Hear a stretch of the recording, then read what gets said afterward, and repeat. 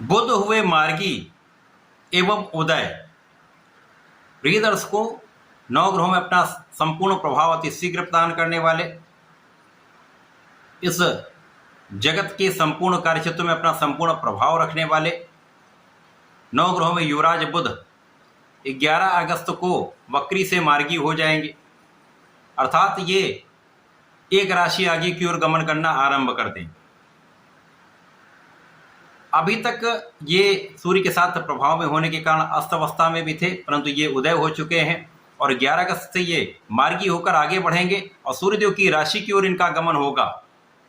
17 अगस्त को जब सूर्यदेव सिंह राशि में पहुंच जाएंगे तथा 30 अगस्त को बुध का भी परिवर्तन सूर्य की राशि सिंह राशि में हो जाएगा, तो कुछ विशिष्ट प्रभाव प्राप्त होंगे।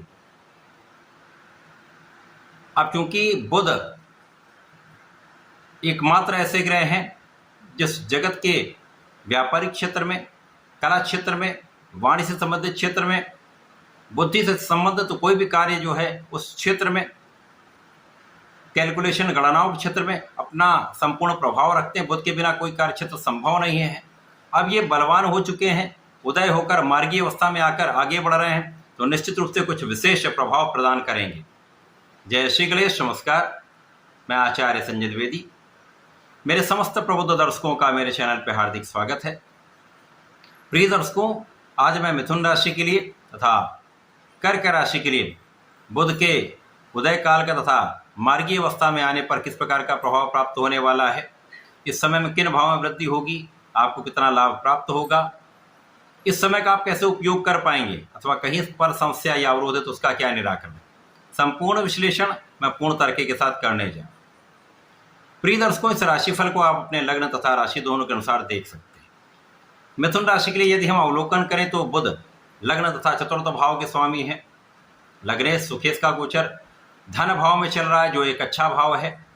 ये अभी तक अस्त भी थे, वक्री भी थे, परंतु अब ये उदय भी हो चुके हैं, मार्गी होकर आगे बढ़ रहे हैं, जिसके कारण कुछ विशेष प्रभाव प्राप्त होगा। अब कर्क राशि में बुध बहुत अच्छा प्रभाव नहीं देते हैं, चंद्रमा की राशि, चंद्रमा और बुध का मित्रवत भाव नहीं है, परंतु यहाँ पर अब ये आपकी वाणी के भाव को विशिष्ट कर देंगे। यदि आप अपने वाणी से संबंधित किसी कार्य में हैं तो निश्चित रूप से ये समय में आपको लाभ अवश्य प्राप्त होगा। धन का विशेष लाभ आपको प्राप्त होगा, धन में वृद्धि के अवसर आपको अवश्य प्राप्त होंगे। परिवार का सहयोग मिलेगा, पारिवारिक भाव में वृद्धि हो रही, तो पारिवारिक संपत्ति से आपको लाभ मिल सकता है। पिता के सहयोग से या पिता के कारण कुछ धन प्राप्ति का अवसर भी आपको प्राप्त होगा।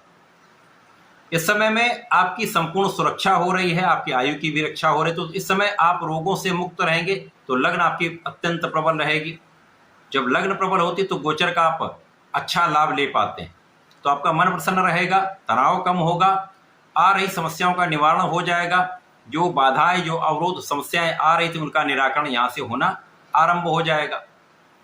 इसी प्रकार से इस समय में आपका परिश्रम पहले से अधिक अच्छा हो जाए, क्योंकि इस समय आप तनाव रहित होंगे, स्वास्थ्य अच्छा होगा, तो इस समय का समुचित उपयोग करके आप अपने कार्यक्षेत्र में आगे बढ़ पाएंगे, सफलता की प्राप्ति कर पाएंगे। अब जब धन आपको अच्छी मात्रा में प्राप्त होता है तो आप उसका उपयोग अपने सुखों में बढ़ाने में करते हैं। अब सुख वृद्धि का अवसर आपको मिल सकता है। इस समय में माता पिता के सुखों में वृद्धि होगी। इस समय में आपके सुख साधन बढ़ सकते हैं। भूमि भवन वाहन का आपको लाभ मिल सकता है, अथवा भूमि भवन वाहन से भी आपको लाभ की प्राप्ति का योग दिखता है। इस समय में लोगों के साथ का लाभ आपको प्राप्त होने वाला है।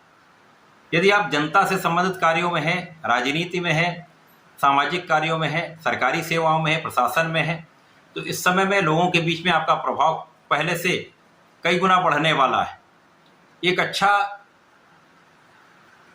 इंप्रेशन आपको प्राप्त होगा, आपसे लोग इन्फ्लुएंस होंगे, तो आपके प्रति आदर का भाव भी होगा, आपके प्रति सम्मान का भाव भी जागृत होगा।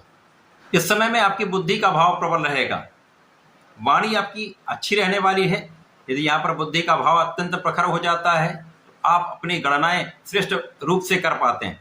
तो आप किसी भी क्षेत्र में हो, व्यापार में हो, नौकरी में हो या किसी अन्य क्षेत्र में हो, समस्त क्षेत्रों में आपको लाभ निश्चित रूप से बढ़ जाता है। इस समय आप सोच विचार कर बात करेंगे, अपनी बुद्धि का समुचित उपयोग करके लाभ लेंगे तो जो लोग पढ़ाई कर रहे हैं, विद्यार्थीगण हैं, उनको भी एक अच्छा लाभ मिल रहा है। मिथुन राशि के जातकों को नियमित रूप से भगवान गणपति की आराधना करनी चाहिए। ओम गंग गणपतये नमः का नियमित रूप से एक माला का जप करना चाहिए तथा संकटनाशन गणेश स्तोत्रम का पाठ अवश्य करना चाहिए। इस समय का आप समुचित उपयोग करके लाभ ले पाए। प्रिय दर्शकों, कर्क राशि के लिए बुध आपके द्वादश के स्वामी तथा पराक्रमेश हैं। व्यय भाव के स्वामी तथा पराक्रम के स्वामी का गोचर आपके लग्न में चल रहा है। अब जब भी कोई ग्रह लग्न में आ जाता है, यद्यपि ये मित्र की राशि नहीं है, चंद्रमा की राशि है, जहाँ पर बुध और चंद्रमा का मित्रोत्व भाव नहीं है, परंतु लग्न में बुध का प्रभाव जब उदय अवस्था का होगा और जब ये मार्गी होकर अपने मित्र की राशि की ओर आगे बढ़ेंगे तो निश्चित रूप से अत्यंत सकारात्मकता यहाँ पर प्राप्त होने वाली है। तो जो मन का डिविएशन है वो पहले से कम हो जाएगा, क्योंकि चंद्रमा की राशि में मन जल्दी जल्दी विचलित होता रहता है, तनाव जल्दी आता है। किसी भी समस्या के आने पर आप परेशान हो जाते हैं, विचलित हो जाते हैं। उसके निराकरण के लिए आपको बहुत विचार करना पड़ता है। जल्दीबाजी ना करें, ये आपके लिए अत्यंत श्रेष्ठ रहने वाला है। अब बुध जो बुद्धि के कारक हैं, वाणी के कारक हैं, इस समय आपके लग्न में विराजमान होकर बलवान हो चुके हैं, जिसके कारण आपकी बुद्धि का भाव अत्यंत प्रबल हो जाएगा। अब वाणी आपकी अच्छी हो जाएगी। इस समय में आप सोच विचार कर काम करेंगे तो समस्याएं ना के बराबर होंगी। इस समय में आपके व्यय कुछ हो सकते हैं, आपकी यात्राओं में कुछ व्यय हो सकता है। यात्राओं से लाभ भी मिलेगा। जो लोग विदेश में हैं उनको अच्छा लाभ मिल सकता है। कुछ व्यापारिक यात्राओं में आपका धन व्यय हो सकता है, परंतु यहाँ पर व्यापार में उन्नति का योग दिख रहा है। इसी प्रकार से आध्यात्मिकता में कुछ वृद्धि होगी, जिसके कारण आप कुछ व्यय करने वाले। बुध लग्न में होंगे तो आपके परिश्रम को बढ़ा देंगे। परिश्रम भी आपका फोकस्ड होगा। आप अपने लक्ष्य पर केंद्रित होकर यदि काम कर लेंगे, प्रयास कर लेंगे तो आपको सफलता का लाभ अवश्य प्राप्त होगा। यहाँ पर भाई बहनों का सहयोग मिलने लगता है, जो क्लेश है वो दूर होने लगते हैं। अच्छे मित्रों का साथ तथा सहयोग मिलने वाला है। इसी प्रकार से इस समय में जो जातक बुद्धि से संबंधित कार्यों में है, कला क्षेत्र के कार्य में है, वाणी से संबंधित कार्यों में है, यहाँ पर यदि सोच विचार कर निर्णय लेकर आप आगे बढ़ेंगे तो समस्याएं नहीं आएंगी। क्योंकि चंद्रमा की राशि है, जल्दीबाजी में यदि आपने कुछ कार्य किया, विचार नहीं किया तो निर्णय गलत हो सकता है। अब यहाँ पर बुद्धि का भाव अच्छा है तो आप यदि विचारशील होंगे, विवेक से निर्णय लेंगे तो समस्याएं ना के बराबर आएंगी। इसी प्रकार से जब आपका परिश्रम अच्छा हो जाता है तो आप अपने कार्य क्षेत्र में फोकस्ड रहकर काम करते तो उसका संपूर्ण लाभ ले पाते। तो कर्क राशि के लिए थोड़ा सा समझने की आवश्यकता है। यदि आपने लक्ष्य पर केंद्रित होकर आप कार्य करेंगे, मन का विचलन नहीं होगा, तनाव कम हो जाएगा, तो आप अपने समस्याओं का निराकरण करते हुए अपने कार्य क्षेत्र में आगे अवश्य बढ़ेंगे। कर्क राशि के जातकों को नियमित रूप से भगवान गणपति की आराधना इस समय करनी चाहिए। ओम गंग गणपतये नमः का जप करें अथवा संकटनाशन गणेश स्तोत्रम का पाठ करें। आपकी समस्याएं दूर हो जाएगी, तनाव दूर हो जाएगा। इस समय का आप विशेष रूप से एक अच्छा लाभ प्राप्त कर पाएंगे। तो ऐसा करके इसका लाभ लें। धन्यवाद, नमस्कार।